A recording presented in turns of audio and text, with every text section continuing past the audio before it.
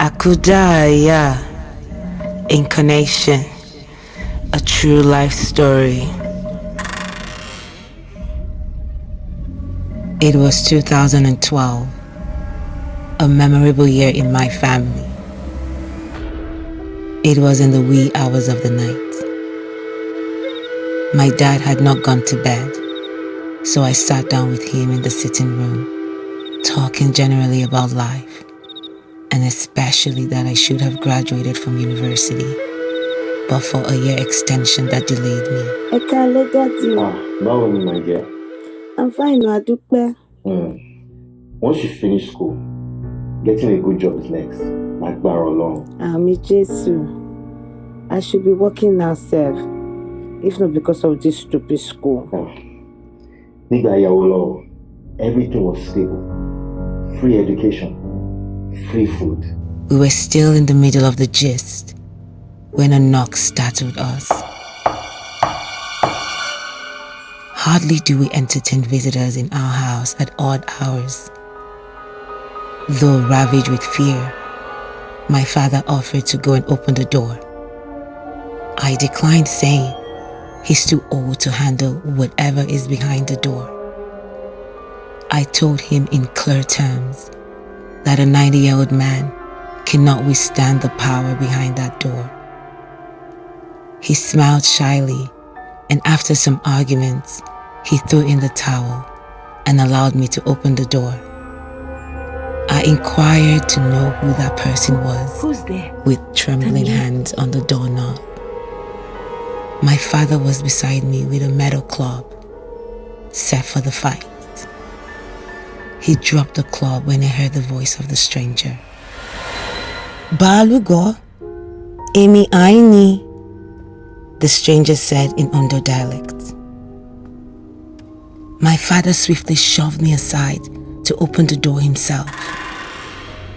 The face of the person we beheld was that of my stepbrother, who had left the house for Benin Republic in my third year in junior secondary school. He is back! With enthusiasm, my father ushered him in. Ekale Bahami. Orí mi. Akíntúndé ojú ẹ̀ rí. Tears rolled down his eyes.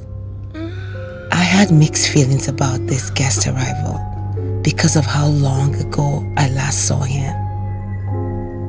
All I could do was to hug and welcome him. We didn't go to bed that night until the rooster crowed. Later in the day, we sat together and talked about so many things.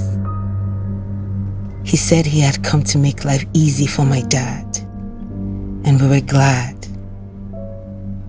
He showed us his family back at Porto Novo, where he stayed. He told us how his wife's family took over his car business and how they hunted for his life. They used charm to take over my car business. They wanted to kill me. My father told him he had nothing to worry about now that he was at home with his people. Strangely, his laughter wasn't as before. My father observed this too and asked if something was wrong with him. He said no and quickly changed the subject. He gave us his wife's number and added that the number would not be reachable for a short while. 3 days after his arrival, he woke up very early and told us he would like to visit a couple of friends in town.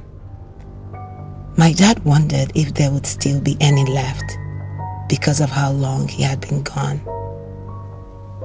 To make him feel at home, my dad allowed him to leave. Then at noon, we received a strange call from Porto Novo, telling us of his death. I'm calling from Porto Novo. Yes, ta ló ń sọ̀rọ̀? I don't know if you've heard, but Mr. Akitunde died 2 weeks ago. Which Mr. Akitunde? Yeah. Mo gbọ́. Kí ló ṣẹlẹ̀? I relayed this news to my dad. he slumped. We hoped it would turn out to be a prank. We haven't seen or heard from him since then.